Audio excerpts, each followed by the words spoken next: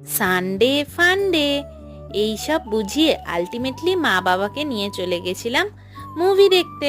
আর আজকে ওখানে বেশ ভিড়ও ছিল, তাই আগেই বুক মাই শোতে টিকিট কেটেই রেখেছিলাম। মা, F8, 9, 10 একদম টাইমে পৌঁছেছিলাম, তাই তাড়াতাড়ি চেক করিয়ে নিয়ে আগে ভেতরে ঢুকে গেলাম।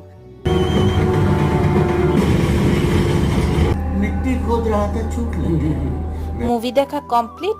মুভিটাও বেশ ভালো ছিল। আচ্ছা তোমরা বলো তো আমরা কি মুভি দেখতে গেছিলাম? বুঝতে পারলে কমেন্টে জানাও।